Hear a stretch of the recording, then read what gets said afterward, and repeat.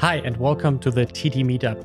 My name is Alexander Richter. I'm a technical director for visual effects, animation, and games, and I worked at companies like WeatherFX and Framestore on 𝐻𝐻𝐻𝐸: The Way of Water and Monsters at Work. Hey everyone, and welcome to the TD Meetup Presentation Skills for Tech Nerds. And we are here together because there's an important fact in this world, and it is that presentations rule the world, especially in technology. And you know that at the moment with ChatGPT, with AI, but also generally with applications, we are like surrounded by them on our phones, on our computers. There's a lot of technology going on like with us and around us. And so it becomes very, very important not to only use technology, but to able to communicate when you create technology yourself. So what we want to learn here today is how to match your skills with your presentation style. Because if you are really good in doing something, writing something, creating something, but you cannot present it to other people, then sometimes you get a mismatch there and you don't get the results that you want or hope for. So what we want to look into today and to learn today is to enhance dailies. It's not always about the big TED Talks, which Andrew, by the way, did one, so you can ask him about that. But it's also about the day-to-day dailies that we do and how we present there. It's about conquering presentation fears so we can be ourselves when we present. It's to drive idea implementation, because at the end of the day, we often work in teams and we need other people to support us financially, time-wise, and organization-wise. It's to boost recognition as with our work and what we do, and to help us advance in our career.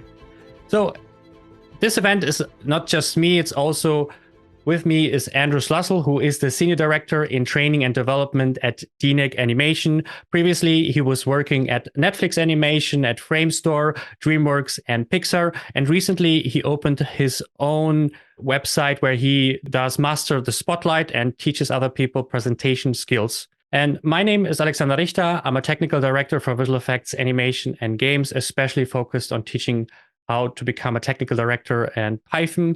And I was working previously at WeatherFX and Framestore on projects like 𝐻𝐻𝐻𝐸: The Way of Water and Monsters at Work. And before we dive into the event itself, into the presentation, we would like to ask you first, how would you rate your presentation skills so we get a little bit of a feel of everyone in the group? So there should be a pop-up now. So 1 means you are absolute beginner, you like struggle with presentation in general, and 5 means you're like an expert, basically, you know exactly, you could do your own TED Talk, basically. That is the 5 here.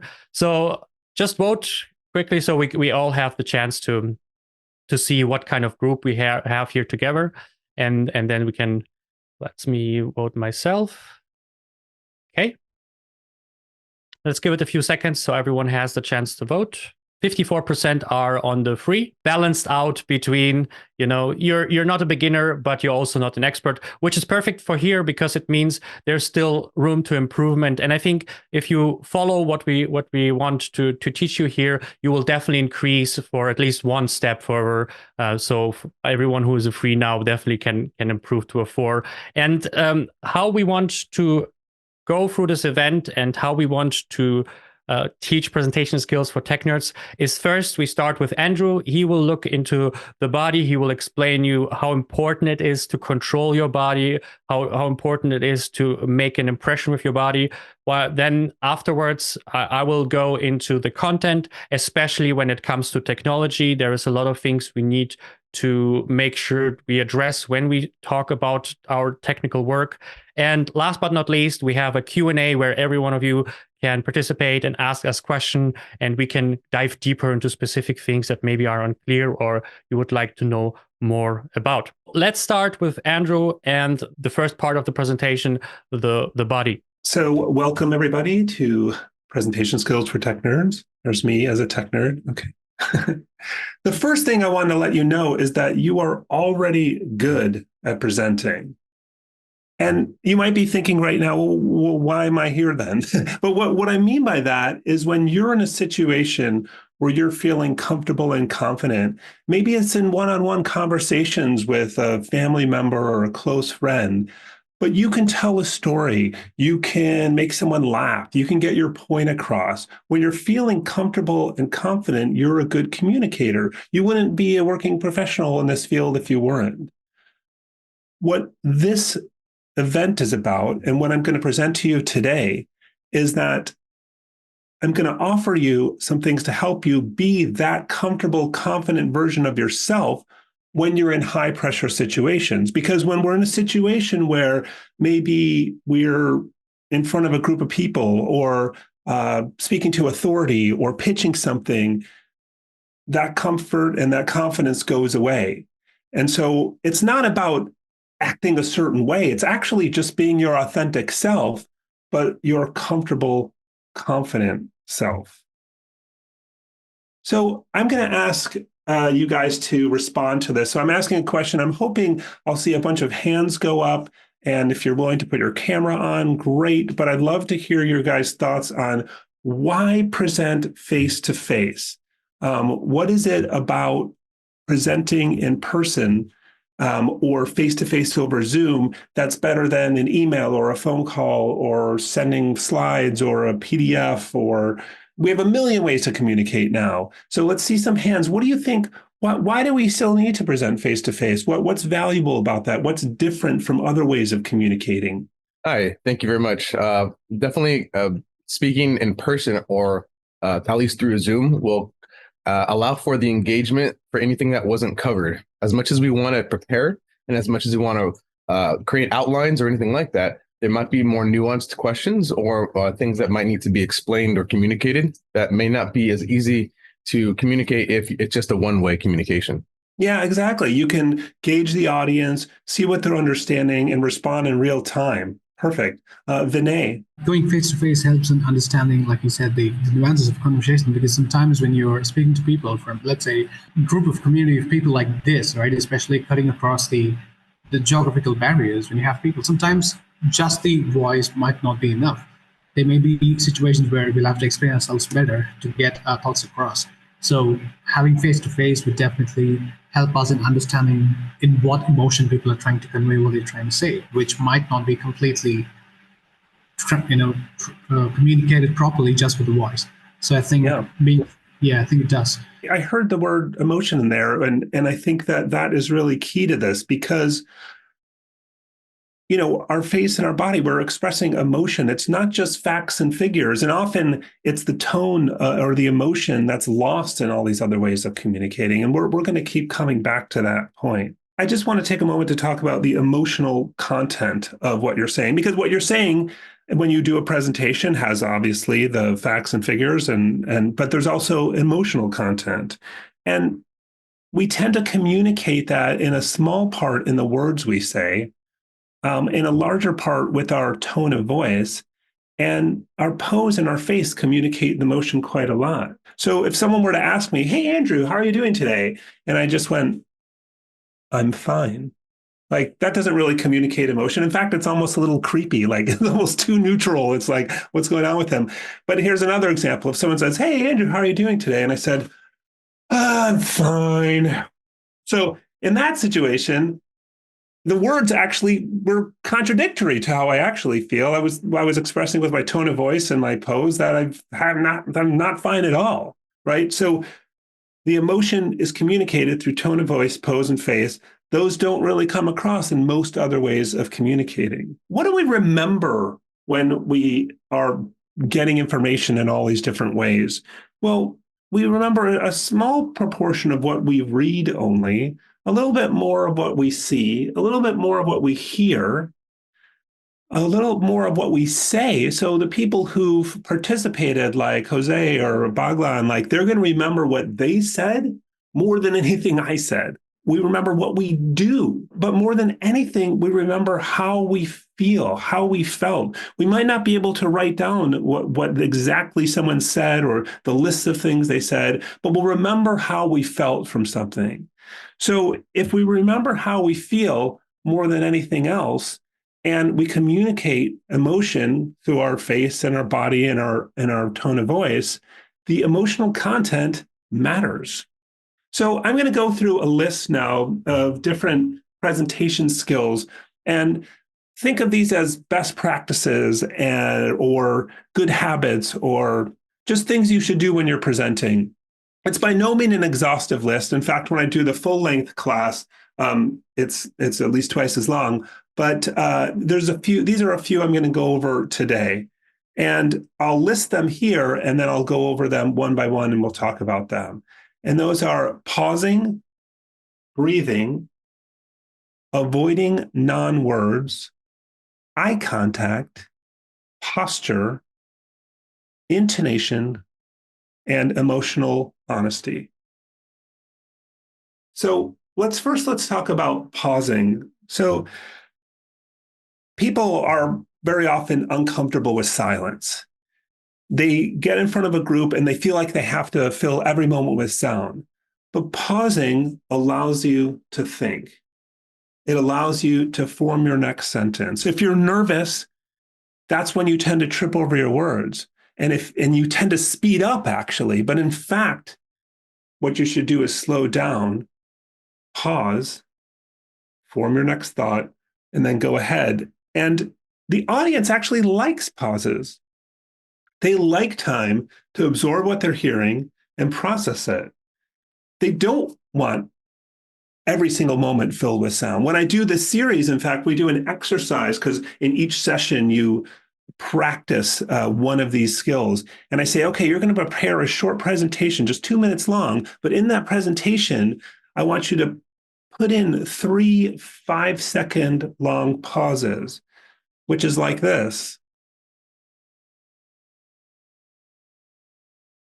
Now, that feels pretty long. Certainly as the speaker, it feels like a long time, almost too long. But the idea is if you exaggerate these things, you do them bigger than normal, then you'll be comfortable doing that in a normal way. Pausing helps emphasize things. So I could just say just a statement of fact. I could say today's the 18th of January, 2024, or I could add pauses. Today is the 18th of January, 2024. So suddenly this mundane kind of very just statement of fact becomes something that sounds important. So pauses add emphasis. They give you time to think. They give the audience time to think. So I start with this one because I think it's frankly the easiest one to do. And I think it's one of the most helpful. Breathing. Breathing is important, first of all, because you need it to stay alive. You will pass out and eventually die if you don't breathe. But it also really helps you project your voice. So if you're in a big room and you want the back row to hear, you need to breathe in first to get everybody to hear. It also really calms you. And I'm going to ask you all to do an exercise with me right now. And I know people are like, oh, I don't want to do it. It's weird. Or you have your camera off. I can't make you do it. But please just humor me just this once. Just try it. Let's all play along. We're going to do a little breathing exercise together right now. So the first thing is to find a little point in the room or out your window if possible, that's as far away as possible. I have a window behind my monitor right now, and I can just see the light from a window across the street. So I'm just going to stare at that point. And then what I'm going to do, and we'll all do this together, is I'm going to inhale for 4 seconds and then blow my air out for 4 seconds to that point that I'm staring at. Okay, so I want you guys to really, really do this with me, please. And so the first time I'll just count for you. The second time I'm going to do it along with you. And we'll do it 4 times total. So I'll count the first time and then I'll do it with you the next 3 times. So ready? You're looking at the point and your inhale, 2, 3, 4, and blow it out at that point. 2, 3, 4. Okay, I'm going to do it with you now. Inhale. Exhale. Inhale.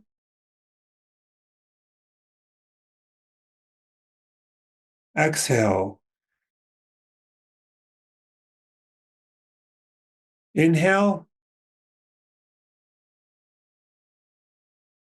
Exhale. Okay, I hope you all tried that.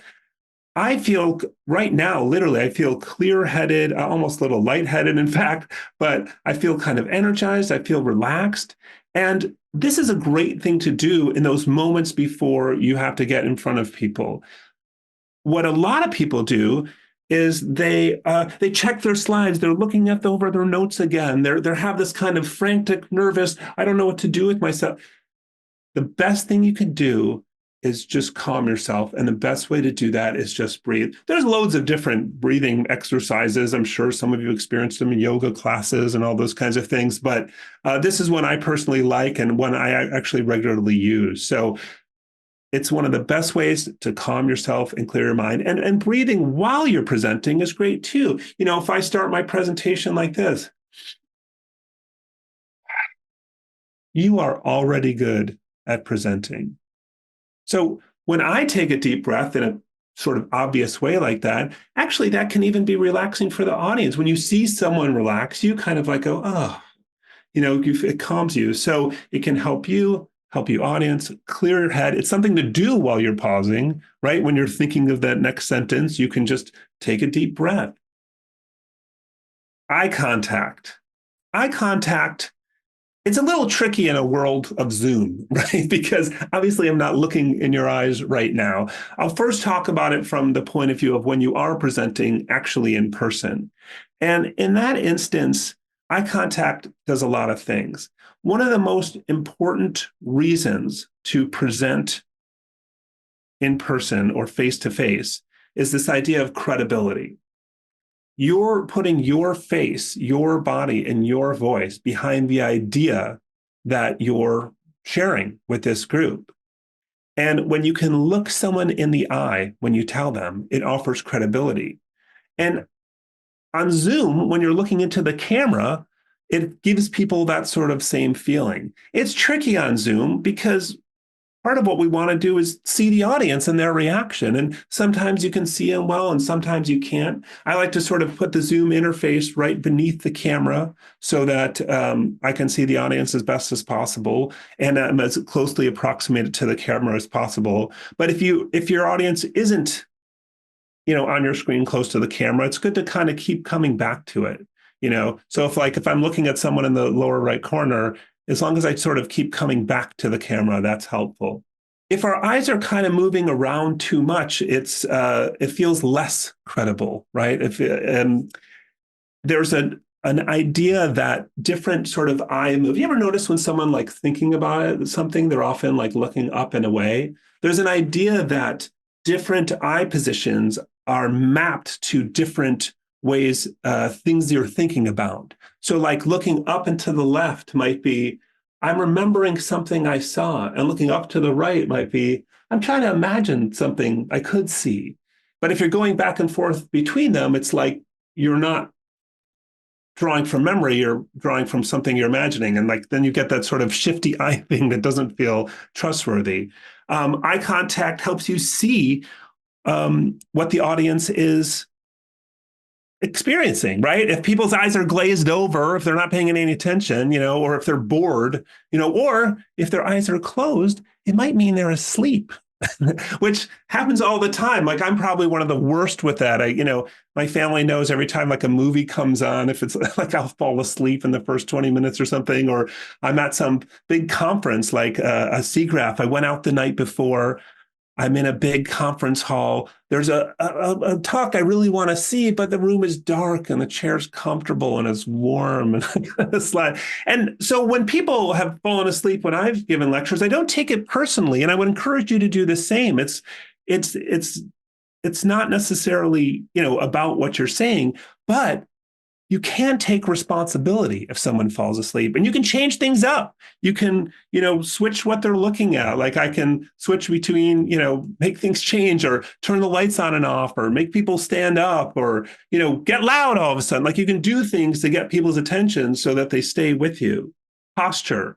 So we're going to do another little exercise together. And again, all I can do is beg and please ask you to do this along with me. Obviously, you'll do as you wish. But the first thing I want you to do, you can do this. I'm standing right now. I have a standing height desk, which I think is great for presenting, by the way. but sitting is also fine for this exercise. And the first thing we're going to do is either actually grab like a hair on the top of your head or pretend to, and like just sort of pull yourself up like you're pulling yourself towards the ceiling. I heard another thing I thought was really funny, and when I was teaching a class, someone said to have good posture, imagine that there's a helium balloon tied to your nose and your nipples, like pulling you up, which I thought was really funny. And then kind of arch your back a little bit, like so you see that kind of curve in your back. You want to sort of stick out your butt behind you. And you can do this while you're sitting. And if you do that, you should be sitting on your sit bones, not on your tailbone. When we're slouching, we're sitting on like our tailbone. But when we're kind of arching our back and kind of rotating our pelvis out, we're sitting on our sit bones. And what happens when your spine is aligned, first it might feel awkward and harder, but actually, if you practice it, it's easier because you're using the actual kind of stacked up vertebrae like a stack of bricks to hold you up rather than your abdominal muscles. And then lift your shoulders up and then kind of rest them back. And this is something you can practice all the time. You can practice when you're sitting, you can practice when you're walking. And for me, I feel more confident and hopefully I look more confident. You will look more confident if you're standing up straight. Who are you going to believe? Like this guy or this guy? I'm more likely to believe this guy. And one of the main reasons we said that we're presenting face-to-face or in person is credibility. And if you appear confident, you will be more credible. And you will, if you feel confident, you will sound more believable. So let's try one other thing right now. I hope you're all actually sitting up straight. I feel like I see some people slouching there. I don't know. Come on, guys, let's do this. So let's try this right now. I want you all to kind of give us your worst slouch. Let's see your worst posture imaginable. Okay, and now take a deep breath. Okay, now let's see your best posture. Imagine your feet are pressed against the floor, your head stretching towards the ceiling. Now take a deep breath. So much easier to breathe, so much clearer. So practice posture really all the time, but certainly when you're presenting. Emotional honesty. So this is really key. You want the emotions that you have to be real. Like you don't want to pretend to be a certain way. Like I could have started the presentation like this. Hey, everyone. My name's Andrew. Welcome to Presentation Skills. You're already good at presenting, right? That's like, ooh, that's fake, right? That's inauthentic. You want your emotion to match the part of the story that you're telling and the way you actually feel. One of the assignments in the series that I do is an accomplishment that you did not receive credit for. So you have to tell a short story about an accomplishment you didn't receive credit for. And many of you in the world of animation and visual effects might be familiar with this kind of story. I had someone tell the story in the class, and he said, this is a story about me being really disappointed. And well, it was I was working on this film, and it was the opportunity of a lifetime. I was overjoyed. And I got to be on set. I got to scan a character's face. I'd always wanted to work on a horror film, and I got to, scan and build this character Pennywise. And but imagine my disappointment when the credits came up and my team wasn't on there.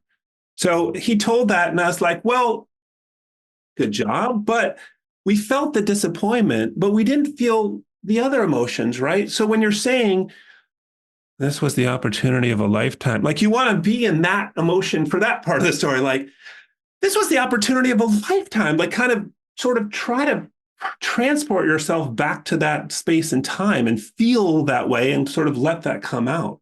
So it's about being emotionally honest about what's happening now, but also trying to tap into the emotions of the part of the story that you're telling in that time. And if the audience sees a change in emotion, that really grabs people. And speaking of grabbing people, one thing that really helps is telling a story. I'm going to talk very briefly about story structure and how you can apply this to your presentations. And I'm going to be using the 1977 film Star Wars: A New Hope. It's the original Star Wars film. Hopefully, most of you have seen this. If you haven't, it doesn't matter. This is kind of the basic story structure, and it starts with the main character, the protagonist, and the way the story progresses, which is often referred to as the hero's journey. It's kind of a model or template that many or most films, movies, and books, at least in the West, are based on. And the protagonist is kind of going along on their everyday life, kind of work a day. And in this case, it's this moisture farmer on a remote planet called Tatooine. And then there's a precipitating incident. There's something that pulls them out of their everyday life and sends them on a journey. They're offered a quest or a journey or a challenge that they can accept or decline. And they accept it. And then their decisions and their actions and move the story forward. And the essential ingredient to make it a story is conflict. Stories have conflict. If there's no conflict, it's not really a story. And these conflicts build from scene to scene. Each scene has its own little conflict that builds up and is resolved. And all these scenes are building to like an intensity, and they're building into the ultimate conflict, more and more intense, until finally you have what's called the climax, which is sort of the final battle. It could be with the baddie in the film, or it could be with your own mind, but there's some kind of big conflict which climaxes, and then there's a resolution, or which is known as the denouement at the end of the film. And it can be hard, depending on your topic, to put it in a story structure, because maybe you have a more mundane topic. Maybe you're talking about a script you've written that you want people to use. And well, there's no exploding Death Stars in that story, right? Like, how are you going to make that full of conflict and interest? But there is a way that I'd like to suggest that you can add conflict to any presentation. And that requires one ingredient that I think should be in every presentation, which is an action item. If you're going to get in front of people, if you're going to use their time, you should have something you want them to do. What is the action item? What do you want them to do? If you don't have an action item, did it need to be a presentation? Could it have been an email or one of the other million ways we have of communicating with people? And if you have an action item, you're essentially offering a quest. Now, the protagonist in this story is the audience member. You're asking them to go on this journey. In this case, you've written a script you wanted to use. I'm offering, you're going along in your everyday life. You're not a moisture farmer on Tatooine, but you're maybe a visual effects artist doing your work. And you're going along your everyday life, but this is an opportunity. You can take this quest, you can use this script or not, but I'm offering you this quest, which you can accept or not. And the conflict you set up is the conflict between the world as it is and the world as it could be. The world as it is, where you're doing things manually that are error prone, and the world as it could be, where you're using this new script that automates the processes, speeds things up, and removes chance for error. That's just an example, but the point is, tell a story, build up conflict, and that will grab your audience. I'm going to give you just a review list of the stuff we've talked about, and then we're going to hand it over to Alex. So, and you're welcome, of course, to grab a screen snapshot anytime. So we talked about pausing, giving yourself time to think, giving the audience time to think, breathing, calm yourself before and throughout, eye contact. Credibility is one of the most important things. And I didn't mention before that eye contact can be helpful to you, because if you're afraid of speaking in front of groups, if you have some fear with that, by looking someone in the eye, at least for that moment, you can reduce it to an audience of one for you. Posture. You can practice it all the time, and it makes you look and feel confident. Emotional honesty. We said that the emotional content is what we remember most, and people are looking for authenticity and credibility. Build in a story, and you need to have a main point and an action item. What do you want to leave people with? People sometimes want to just pack as much as possible into their presentations, but in fact, people aren't going to remember everything. that you said. They're going to remember a few things. They're going to remember how they felt.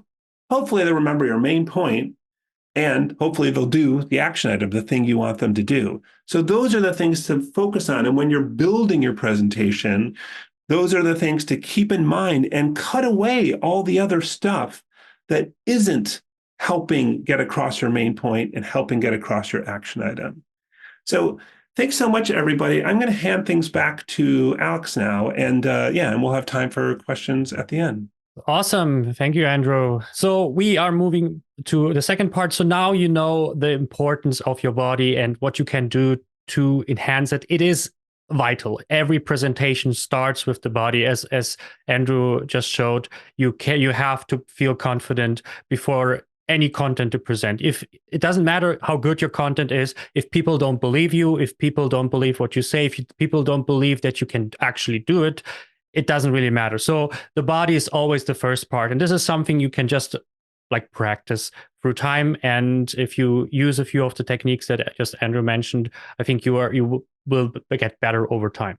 So let's move on to the second part of the presentation, and that's the content. How can we present our content well? So especially when we are more in the technical field, so it gets, from where we are to other people.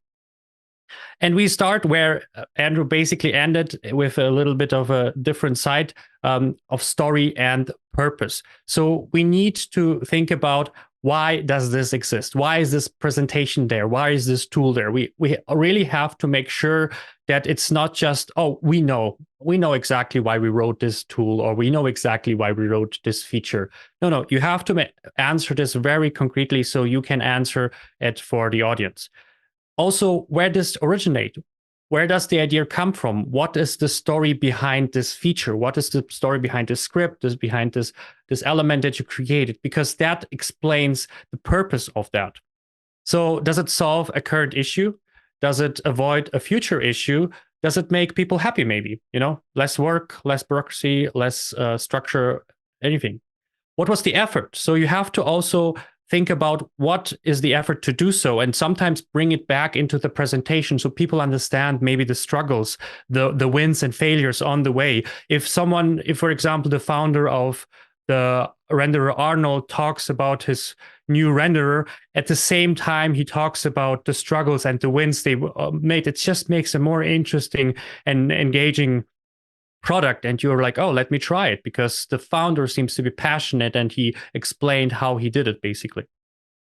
So what I see in most presentation, and I mean that also in dailies and general presentation and feature presentations, it's always this: here's the new update, feature, fix.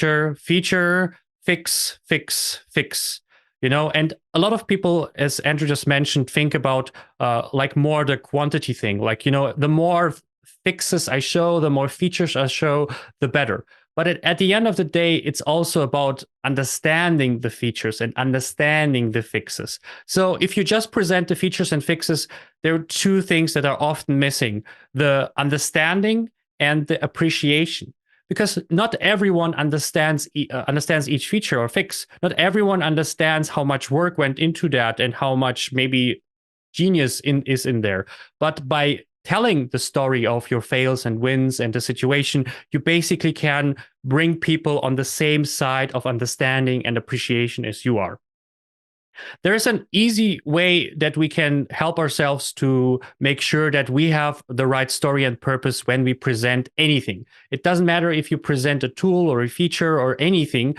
You just have to make sure that you answer this 4 questions, and then you are very good on the side of to bring everyone in the same understanding and appreciation. The first one is situation. What is the situation right now, or before you started to do the fix, the update? Second one is the complication. What is the issue? Why this presentation is needed? Why do we even present here? The third one is the question. What is raised by the complication? And the last one is the answer. That's what everyone basically does in their presentation, is how did we solve it? What is the thing what is the product? What is the feature? What is the thing that we do? So let us dive into that. How does it look like in reality, and how we would use the structure basically in our own presentation? Situation. we are working on project XYZ until date X, and we can give it a little bit of few details. This one is realistic, and it's like Pixar-ish, and so on. So we set the stage and do kind of a world building, so everyone in the presentation understands what we're talking about. Everyone understands the project, the deadline, and so on. Every important part of the final thing that we want to do. Second one, complication. Production is slower than expected planned, which means we will not deliver on the appointed date. That's a complication. There's a problem, basically. So the question that is raised from that complication is, how can we speed up the production so we arrive until the date? So now every one of you understands the situation, the complication, and the question. So now if I present you with the answer, you will understand my answer and you will appreciate my answer.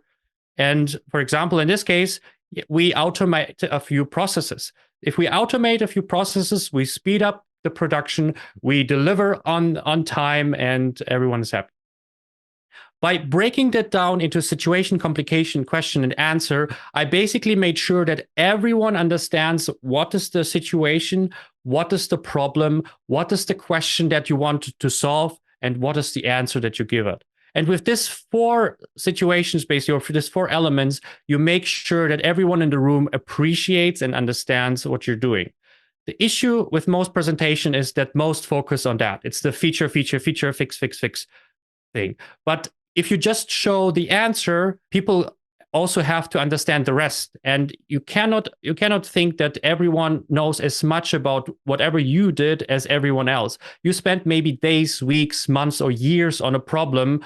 No one knows as much as you about the specific thing. So you have to make sure that everyone knows as much as possible about it before they dive into it. The next part is, the second part is the audience. It's hugely important to always think about who's joining your presentation, who's joining that. Is it artists, producers, other TDs, developers, the CEO, leads, supervisors? It's very important to know who is joining your presentation. So who is your audience?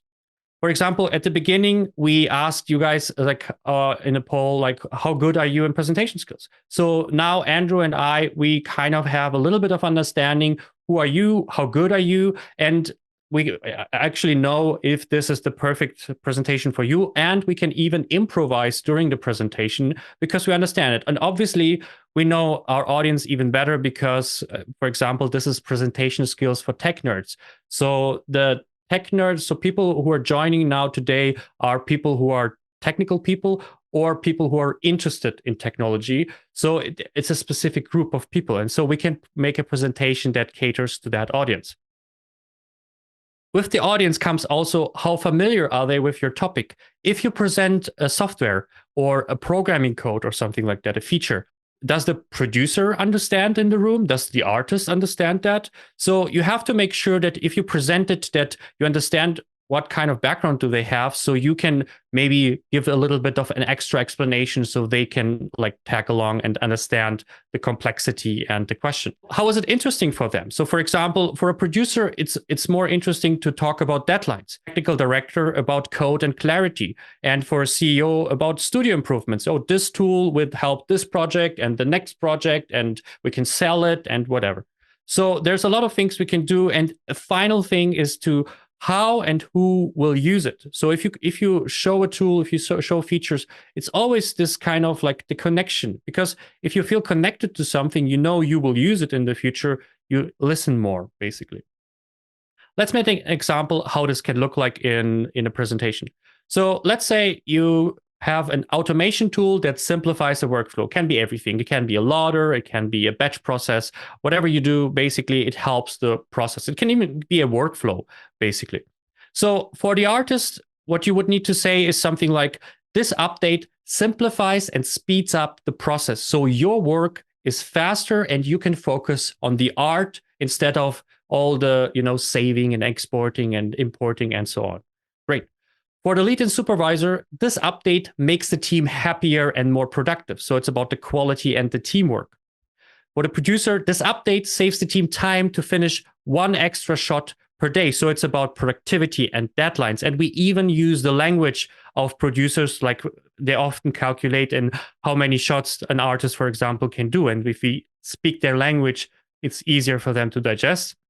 And for example, for the CEO, this update saves the team time so we can finish the project with 12 people instead of 14 people with the same quality and so on. So the CEO is also happy about it.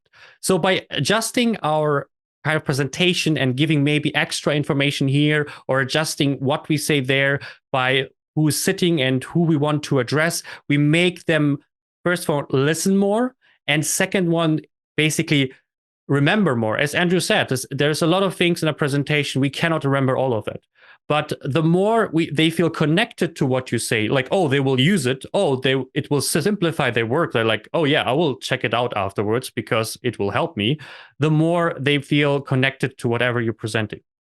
One of the great things about us working with technology and computers and phones and all of that is we have a clear feedback with our system. Like compared to, for example, art, where there's a lot of interpretation. For us, we work with facts and numbers. And that is something that is very helpful because the computer can tell us how we doing and how things are and so on. So what we should do, we should use these facts and numbers to our advantage. Since we have them, or we can get them, we should use them. And for example, one of the way is to start a presentation, for example, is start with a hook. For example, if I would start a presentation with where you want to have a specific tool or you want to write a specific tool, and you will start with, we will save 40% of publishing time if we implement this. That will make a bigger statement than anything else in the presentation when you say something like that. You start with a hook that shows the benefit of whatever is going on here. Second one, we can compare. We can say, before it took this long, after it takes this long. Before it was this painful, after it's much less painful. And we can use data for that. Next one, we can use relevant numbers. For example, I just mentioned for production, we can use shots. We can obviously use minutes and so on. But for example, for them, we can say, hey, if we use this tool, we save 1 shot per artist per day. That's something they can calculate with. They understand that. They're like, oh yeah, that means, okay, I want you to do it because I understand why it helps me. We can also scale numbers. We can talk about a specific situation. We can talk about daily, weekly, monthly, over the whole project. This tool will save 40% over the whole project or the day or whatever, or 5 hours per week. So there's a lot of things we can just scale up to a bigger scale than just one-time use. And obviously, how we do that, we're doing it by testing and predicting. We can test a few things that are already existing. We can write a prototype. And at the end, we can always also predict. But important is that we have real numbers and not the typical presentation thing that you see on YouTube and everywhere. If you implement this, you will be better than 99% of all people. This is the biggest trope at the moment on the internet, is 99% of anything. You know, this is not a number that anyone can back. I'm pretty sure it just sounds good. But what we want to say, if we will do this, we will save 40% of time. That's a bigger number. We will save 5 hours a week. That's something that we can actually, show because we predicted and tested it. And finally, we should visualize numbers, not just throwing numbers around, but make sure that it's clear. I have here an example. This is a real example. This is a real presentation that I did to get time to write a tool. So there was, in the studio, we had a process at the end of each department. You have to save, publish, and package the asset or the shot, and then it will go to the next department. And so it was a process of 3 things. It was a manual saving, and then there were 2 tools for publishing and packaging, and it took a while to do that, basically. So it took around, let's say, 140 seconds in this specific case to do the whole process. For every asset, for every shot, it took 140 seconds to do that. So what I suggested is, how about I write a Save App tool that combines all of them together, that takes away the manual aspect, and then it's just basically one button and that's go. So I calculated the time, how long it took before, and I calculated and a little bit predicted time, how long it will be if I combine that and remove a few manual steps. And I came out before that, each action, each publishing basically takes 140 seconds for each artist. Afterward, each action for each artist takes like 90 seconds. It's a win of 50 seconds, which is huge. And let's scale it up for something like a day. So if we would publish 20 times a day, like we have 10 artists and they publish each of them twice, that means a difference between before 47 minutes per day to 30 minutes per day with just combining the tool, you know?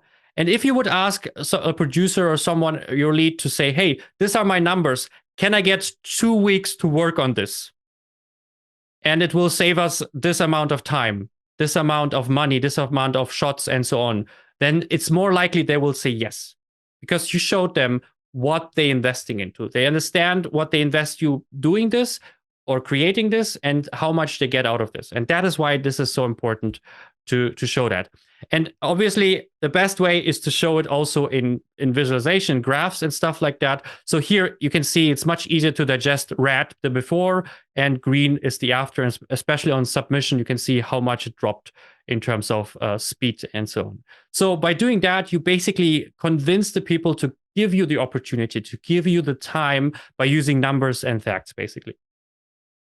Last topic that we can use basically to make our presentation better is clear visualization. And that is a really big problem for a lot of people, especially in the technology environment, because a lot of what we do is very abstract or very non-visual, you know, especially if you do coding. I did pipeline development.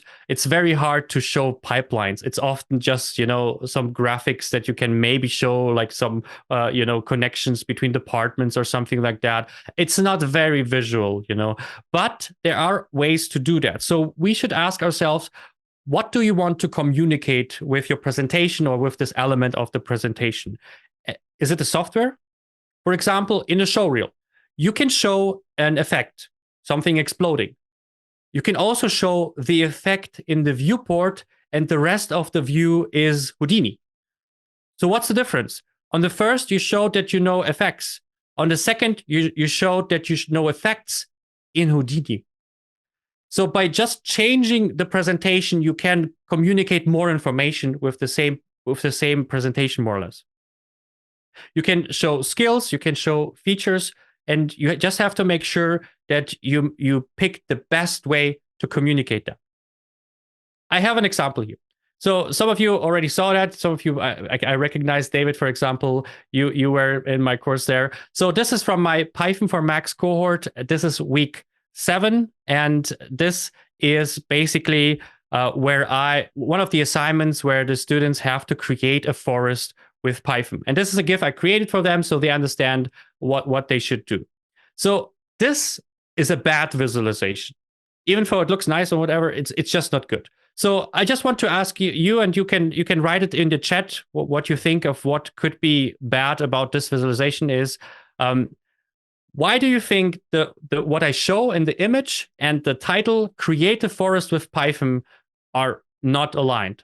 What is missing here? I have size of scale of forest, timing shaders, Python, the creation part, communication, wireframe, expectations. DCC gives you the idea of where, yeah. So it is actually, so let me reveal it. This is the one from Maya. It's Python. So let's compare them. So on the left, you see the one that I recently did for Python for Macs, and there is no Python involved in this whole image, in this whole GIF. There was no Python there. So I didn't show an application. I didn't show Python code. I didn't show even the script editor, nothing. While on the right side, you can see I show the script editor, I show Python code, and I show highlighted Python code with highlighted trees. That means on the left, you made a forest manually. On the right, your script made a forest. It's a small detail, but it makes a huge difference. And I can recommend this not just for presentations like in person, but also for showreels.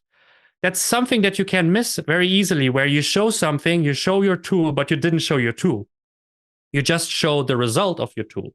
And so a person maybe doesn't know that you created this forest via script. They just think, oh, you created a forest. That's nice. But a forest via script is much more cooler and obviously, you know, more like complex. So there's a very easy way to, you know, skip the part and just show something without really understanding what you're actually showing. Okay, let's summarize what we just learned. So the 4 elements that are necessary to make a great technical presentation are: first, story and purpose. Think about the situation, the complication, the question, and the answer. It's all about bringing everyone together so they understand when you show something, when you show your answer, they understand the question, they understand the situation, and they understand the complication. Because if they don't understand why you're doing this and what is the process to get there, they don't really appreciate and they don't understand what you're doing. So you can show them ChatGPT. If they don't understand what ChatGPT actually solves for them personally, they will say that looks nice. Let's move on. Audience. Make sure you understand who will join your presentation or who is part of your presentation, because then you should always make sure that at least some part of your presentation is catered to them. So it's not just you presenting your features, you presenting for your peers, but if there's a producer in, make sure that you understand, okay, maybe I should explain a little bit more there because the producer also needs to understand what I'm presenting here. Facts and numbers. We are surrounded by facts and we have numbers. Sometimes we have to do this extra work of, you know, calculating, measuring, and testing to collect these numbers, but we have them and we should use them, and especially numbers that are relevant to the people. A producer cares about shots, assets, how many per day. So if you can convert your findings and your results into something like that, they were more likely to support you because they understand the effect. If you just give them like, oh, that makes everything better, faster, we automate things, that's not as strong as we automate things and it will save every artist 1 shot per day. That's a huge difference. And finally, make sure to have clear visualization. So it's not just some visualization like we shot just with Maya and Max. We really connect what, for example, what our tool or our feature does with what the final result basically is. And that concludes our event. So basically what we learned here is how to use our body and how important it is to have, like, you know, right posture and right eye contact and so on. But it's also about how to present in terms of content correctly. So people understand what you're presenting and they can connect and appreciate all the things and they know how to use it and where to use it. Just as a side note, this event was sponsored by Andrew and me.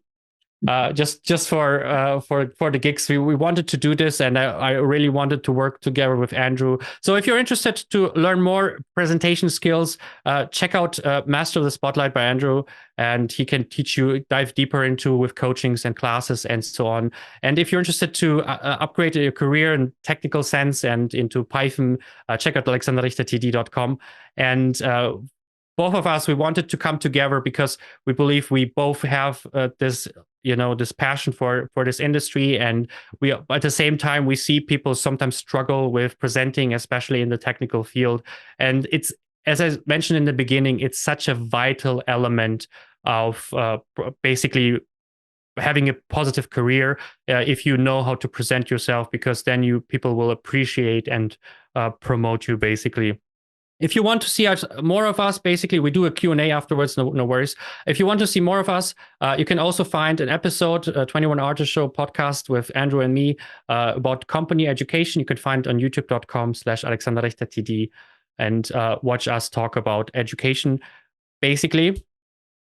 And that's it from me. By the way, Andrew, do you have any final words before we go into Q&A? No, I think you covered it. I mean, yeah, thanks for mentioning masterofthespotlight.com. I can do corporate classes, individual classes, individual coaching, consultations. So if you or your company is interested, just get in touch and we'll work something out. Awesome. Okay, then let's dive into the second part of the Q&A. We try to catch as many questions as possible. So just use the raise hand emoji, basically, and then we just pick you and let you give us your question. Or if you don't have an opportunity to do it, you can also write it in the chat if there's a problem with your microphone or something like that. Looks like we've got a question from Vinay. Hi again, everyone. Hi, Alex. Thank you so much. It was really informative from both of you. And Andrew, I think you should really take a seat. It's been quite a while. You've been standing for too long.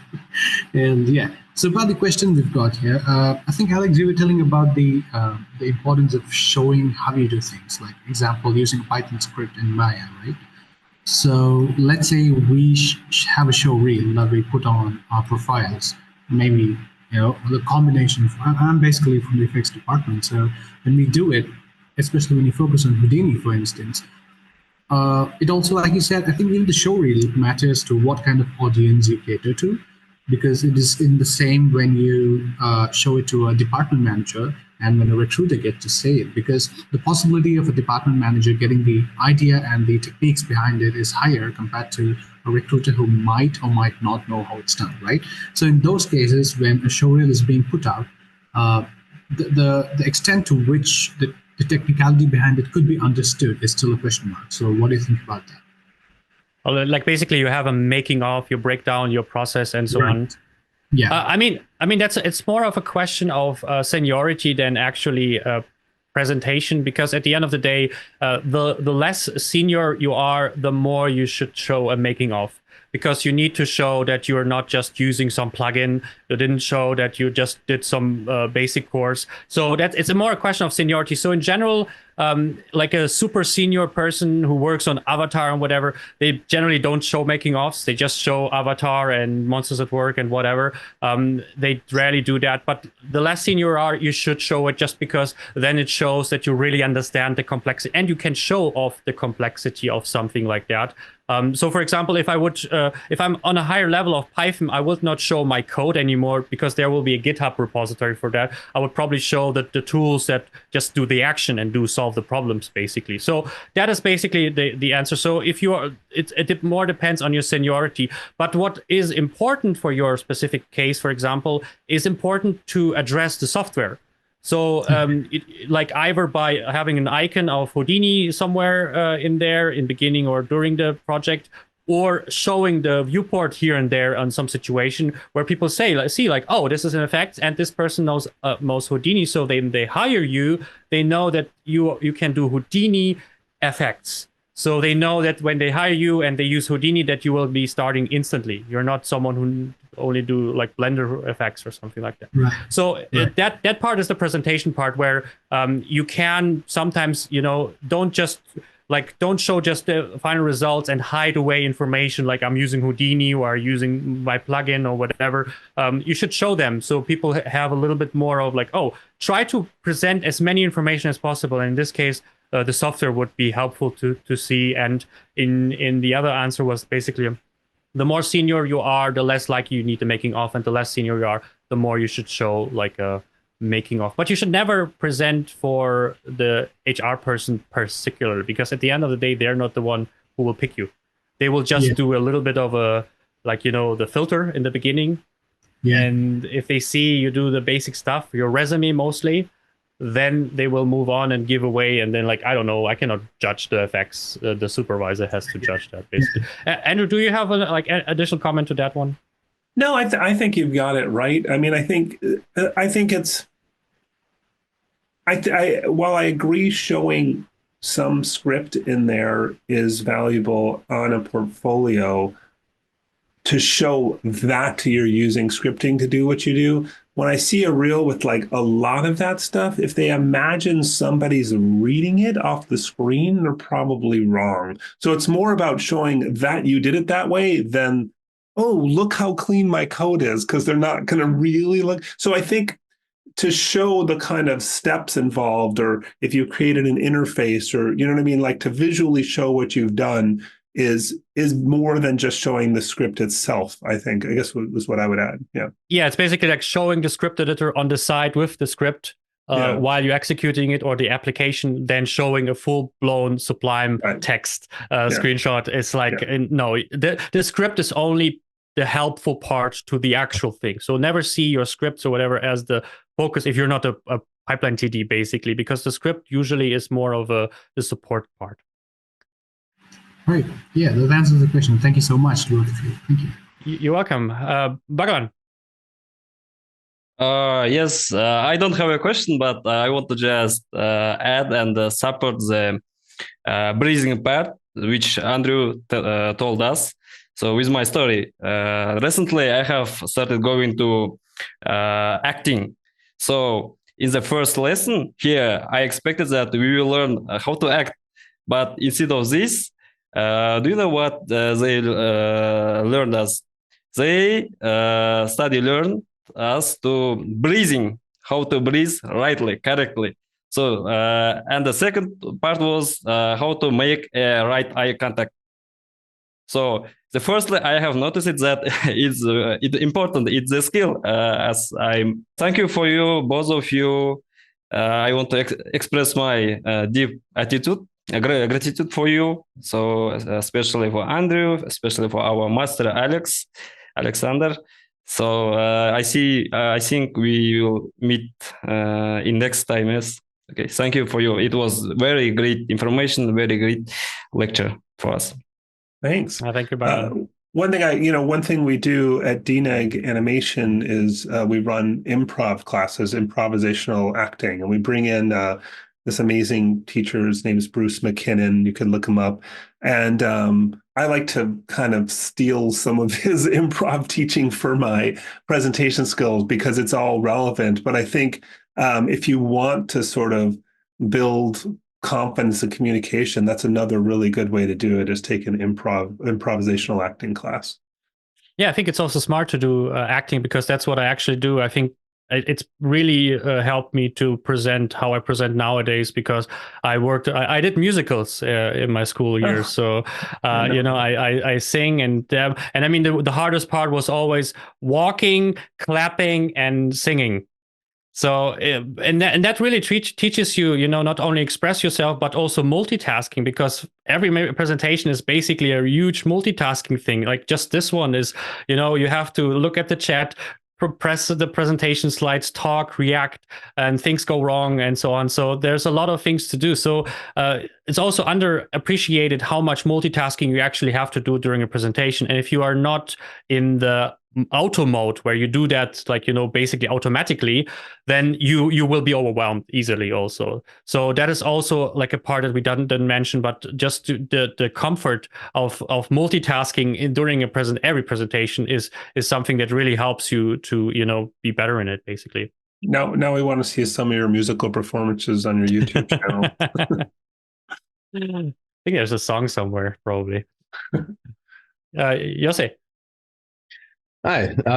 Again, repeating the same sentiment. Thank you very much for taking the time and for sharing the expertise.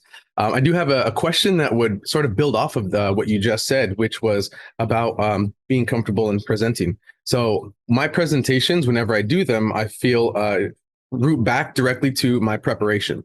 And in this case, my question is about preparation, because I find that when I have two scenarios, I have completely different results when I go to present. The first scenario is when it's a topic or content that I've created, written, or am otherwise presenting something that perhaps I've figured out. This allows me to be more automatic in my multitasking, because I'm thinking less about what things to remember, because I feel intimate with the knowledge. So I can speak more conversationally. However, whenever I need to pick something up, say the studio wants me to pick up a new tool, and I'm going to go ahead and teach it. That's great. I can learn how to use it, and then I can create examples. But if it's something that's more prescribed, something that's more scripted, I find myself trying to memorize a lot more than finding myself becoming more comfortable with the subject. So in that sense, how do you prepare differently when you have one or the other? Because I'm really trying to get the second one to feel much more natural, like when I have created the content and I'm comfortable speaking. What is your preparation like in those two kind of scenarios? It's a great question. And it's interesting. Like I've done my own content a lot, like I did a TEDx talk and many other things. But sometimes I'll do something where I'm representing DNEG Animation and I'm talking about one of their films like Nimona, and I'm just taking what other people have said. So, but I think the answer, I mean, I could talk a lot about preparation, but to your specific question, I think the answer the same as both, which is that you do practice a lot, but don't memorize. So it shouldn't be a memorized script. Because have you ever seen anybody read a presentation? Like I remember I had this one professor in university who would like come up to the lectern and literally read their entire thing. And I was just like, you could have just printed this out and handed out. Like, why do we have to sit here and listen to you say it? You know what I mean? And the emotion's not there, and the storytelling and the kind of authenticity isn't there if someone's just reading it. And memorizing something can be similar in that way, unless you're kind of a master performer, like a real actor. It's hard to give a freshness and an authenticity to something that you've memorized all the words of. So what I suggest you do is I do write out my presentations as part of my process in creating them is text and editing. And maybe the first couple times I practice it, I read it, not to a real audience, just to either by myself or to, a friend or a colleague or something. But then I try to just freestyle it. And a way to give yourself a guide is to take each section of text, maybe like a paragraph or each kind of main thought, and boil that all down to one single word that will trigger the whole thought. And so then you do that to the whole thing, and what you're left with is just a series of individual words. And they might not even make sense. Like someone might look at it and they're like, banana, screwdriver, lollipop, what the heck? You know what I mean? Like it might not even be like, it's just that, and obviously that's silly, but it'd be things that make you remember the whole thought. And then that's just to keep you on track. And then your job is to sort of connect the dots in real time where you're actually sort of thinking and feeling those ideas as you go and kind of, because, I started the thing, you're already good at presenting when you're in a situation where you're comfortable. When people are presenting well is when they're conversational, is when it sounds like you're just talking to them. It's not some super slick thing because that feels inauthentic. So that's why reading or memorizing isn't great. You want it to sound like they're just talking to you. And I think, yes, prepare a lot. Yes, practice a lot, but don't memorize. Have a series of points and connect the dots.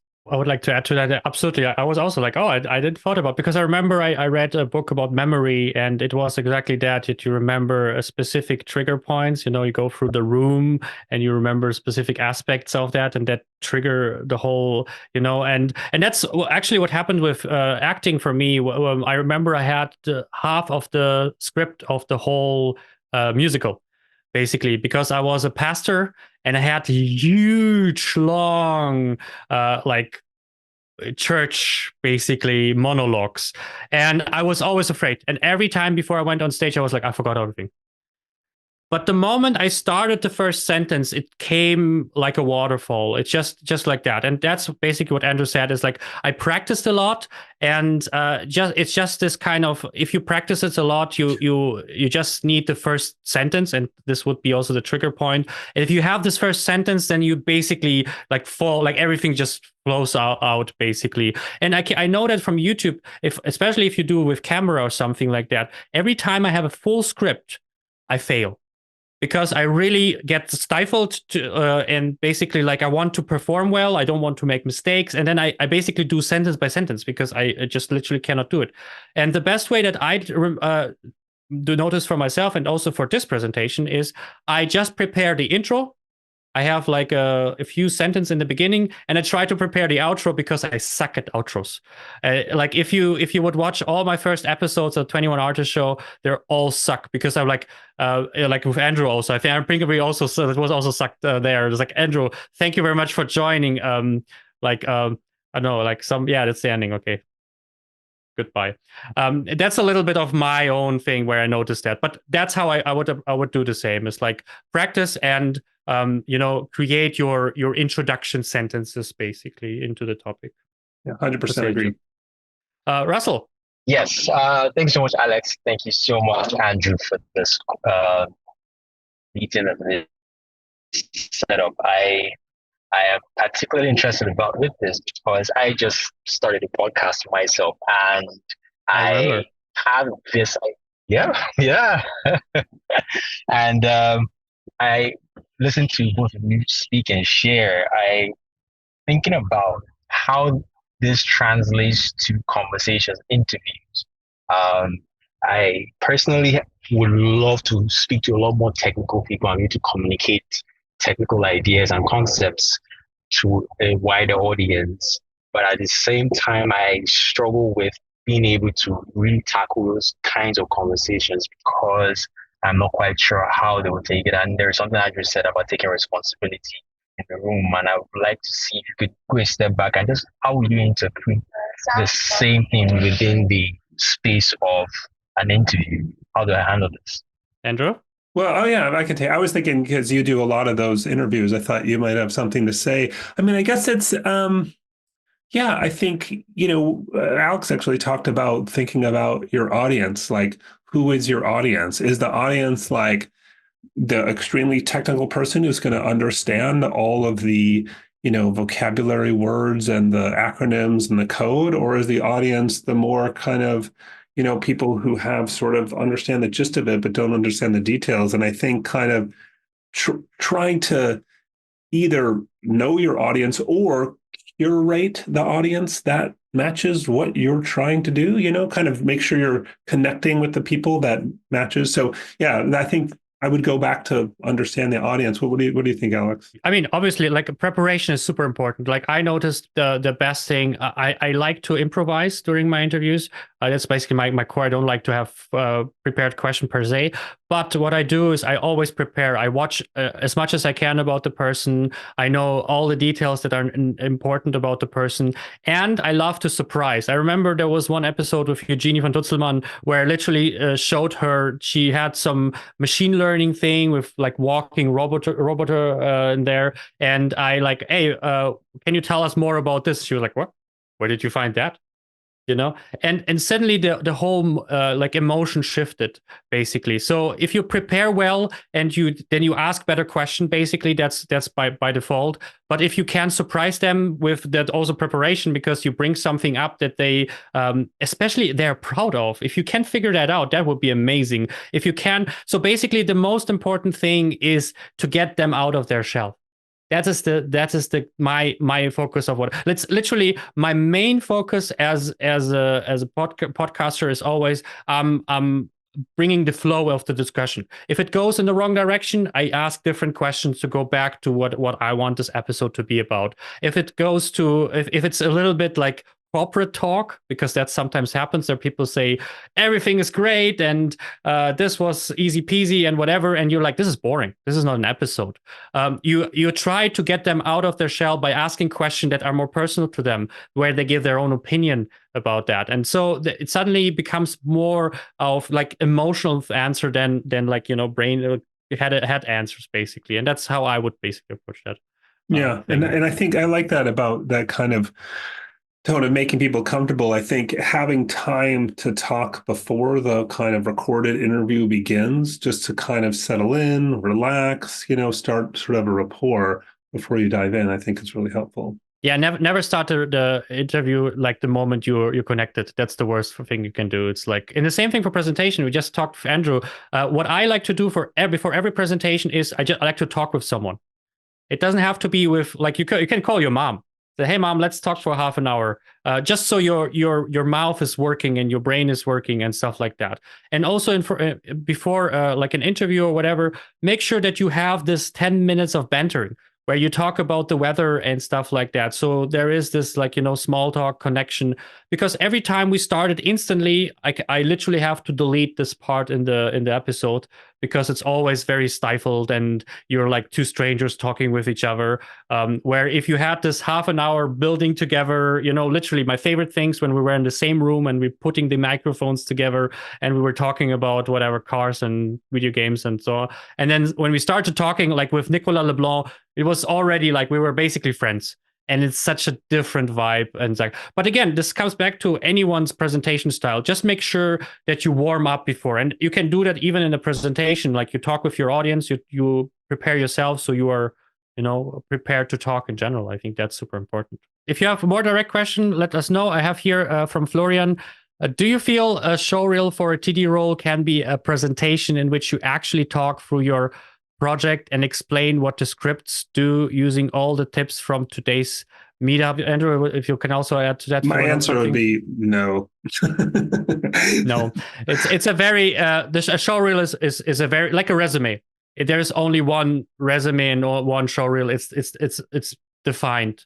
There's the only thing is there's two different resume styles. If you're in Europe, you have a different resume style than you are in America.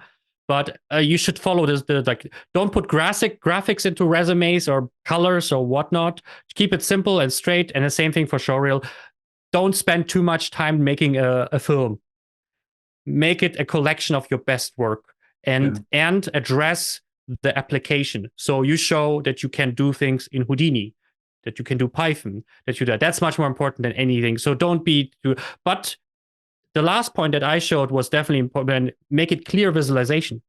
That's definitely you can use. Make sure that you show the things that matter instead of just showing something and you don't really thought about it, what actually you show at the end of the day. Yeah, they very often have the audio off when they're watching those reels. So, and they don't want to see a face talking. I mean, they have like, their time is precious. They're looking through so many. They don't want to sit through an explanation. Questions at the moment. My demo reel and show reel are kind of the same thing. It's all in one video. I'm a character rigger working to become a TD. Should I start working on splitting it into two? My demo reel and my show. What is the difference between demo reel and show reel here?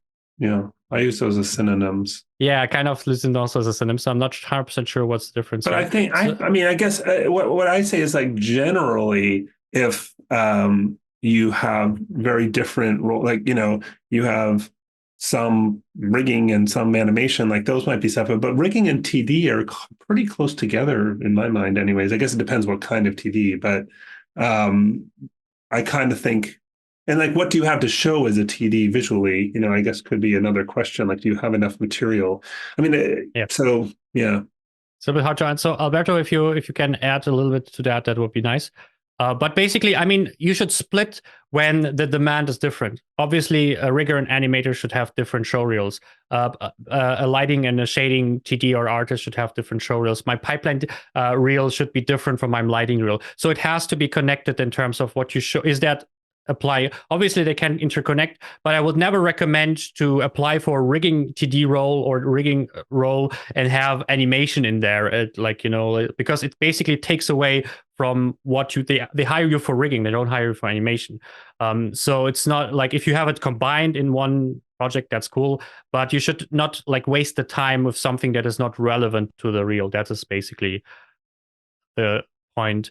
Eric, there's an old saying, a picture is worth 1,000 words. Regarding different parts of Andrew's presentation, emotional, honesty, eye contact, posture, which do you think is the most important? I think that's obviously to you. Yeah, it's emotional honesty. There's no question. It's which, call it authenticity, whatever you want to call it, but 100% that, because I think, some of the worst presentations where people, they don't even look up, but they bare their soul and their heart. They can make the entire room cry. You know what I mean? Because they're being so genuine and so real with their selves, their emotions. So 100% is that emotional honesty, authenticity is the number one thing. How would you make it? Because I know, especially like when I'm a little bit more in technical field, I sometimes it's not as exciting as, working on a lighting scene or something like that. You just have your script or whatever. How would you like create this, I'm not YouTuber excited, basically, but I also don't want to be my current self, because that's like too low at the end of the day. I don't want like, hey guys, just have a feature here. That's how I feel, because that's how I am. So would you like say how far, and how would you lift up to the level of that's a good presentation, but obviously you're still honest. Yeah, I'd kind of go back to matching the feeling of what you're saying at the moment, and having a story that shows some sort of change of emotion during it. So you can have that kind of mellow, quiet part as long as it's contrasted with a different energy in other parts, right? And like one of the things I talk about that I think really helps with presentations is to talk about your senses. So what you see, smell, hear, taste, feel. So like I picked up the glass of water and I could feel the cold glass on my hand and the glint of the light reflecting, shining into my eye. It almost hurt my eye. And I took a sip and I felt the water go over my tongue and down my dry throat, and it soothed it. Like if you talk about your senses, people just are suddenly kind of with you. And I wasn't getting like, hey, everybody, it's a glass of water, like and subscribe. You know what I mean? Like I was just talking about what was actually happening. So I think it's about being authentic, but I think it's speaking from experience, speaking about your senses, and having that change, And if the technical thing has an emotional component to it, like, oh, I was so bored, but then I tried this and I really got turned on, or I was so frustrated. You talk about the emotions that's connected with the technical thing that were your real emotions. You don't have to make up a story, but and really be in that authentic emotion. That's what I would say. So I think I don't like that. Hey guys, like and subscribe, like that whole thing I find very grating and terrible. And to me, I just immediately, I just want to turn it off instantly. So again, it all comes back to authenticity, but finding, computer says no. And yeah, it's easier to lift yourself up to a little bit to be authentic if you, for example, use your own humor. It doesn't matter if everyone understands this or finds it's funny, but by being more authentic, you, like, for example, in that case, it's easier for you to be yourself and easier to be lifted up. I found it funny. I like Little Britain, so yeah, I find it kind of funny. So for me, it lifts me up by watching it. So my presentation automatically is more funny for me so you can feel that. And so that's basically the energy that you can also, like, by changing a presentation to be more yourself, you can also change your emotional honesty by being more lifted up, and I would rather have a joke that doesn't land than no jokes. That's like, for example, I would rather try and fail and then not try at all because I'm afraid to fail. So okay, any final questions? Is there still anything that we didn't address or that you would like to know before we wrap this up? If you have the time, what aspects of communication would you focus on when you transition from Zoom presentations, where the scope of body language is limited, to live offline presentations to a wider audience? Yeah, so I have sort of a longer list of things. I'll just give you a specific example. I think most of the stuff applies the same, but for the most part. But I mean, with Zoom, you really need to know your boundaries, and what you can work within. But one of the things I talk about when I teach it in person more is movement and physically moving. When you move, when you're presenting in person, you not only do you kind of draw their attention because people are attracted to movement, but you essentially change the background, right? Because I have limited space to work in, but if you're looking at me over here, you have a different background than when I'm on the other side of the room. Or I'm even walk to different parts of the room. I'll go down to the aisle and stand next to the guy that's falling asleep and start talking louder next to him, to get their attention. So I think movement is one example that's different. Obviously, the eye contact, I talked about the differences there.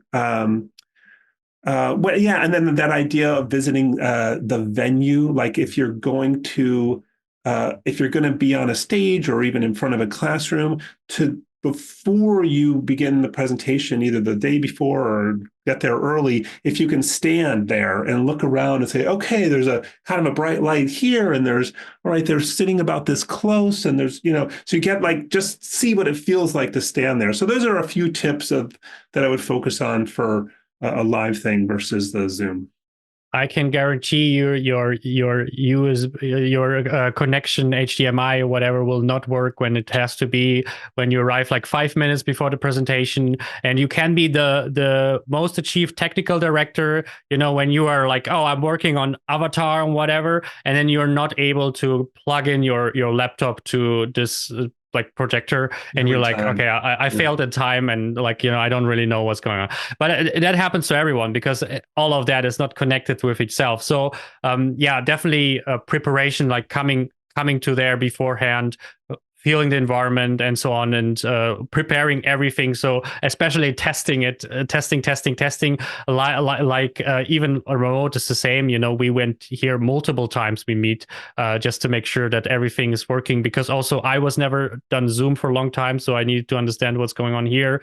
But also in live presentation, every technology is there. How it feels.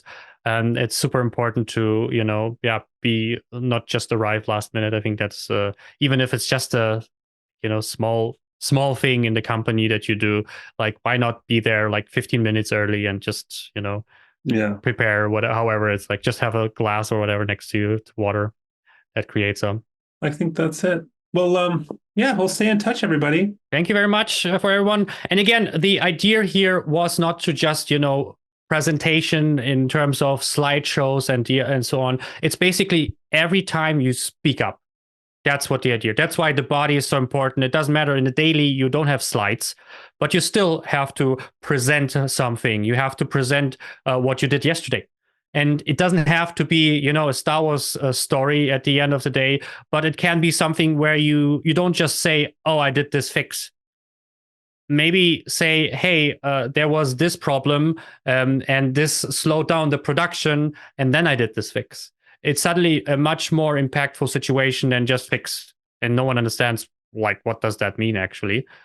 So it's not just for as we said in the beginning, the big TED talks or whatever. It's for every situation. You can include all of that we just teach you in the situation that helps you. And again, I know it's not priority for a lot of people, especially the more technology you are going, the more you are not interested in that part as one.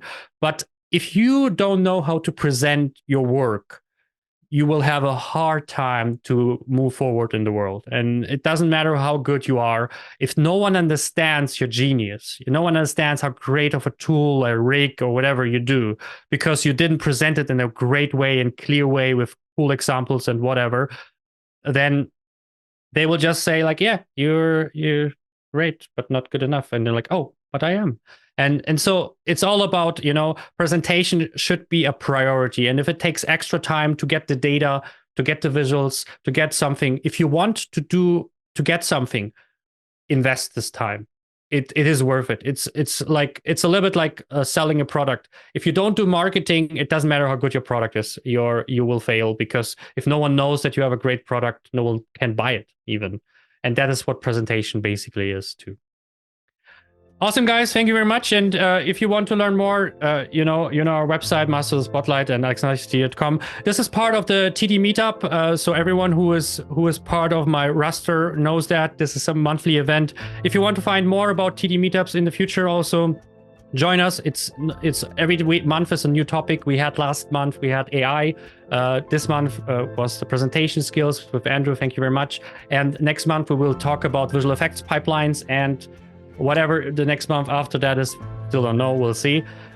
So hopefully you enjoyed our presentation skills for tech nerds. Thank you, Andrew, for being with me here and doing this with me. And thank you everyone for joining. I think we should do it again sometime too. Yeah, maybe a part 2 or something. Yeah. So if you are interested in a part 2, or if you have suggestions about what we can do in the future, write us an email. You can find our emails on our websites, and so we can maybe organize something else. And if that was helpful and you would like to see more of it, I welcome you to join us live and also watch the previous episodes. And I'll see you on our next TD Meetup.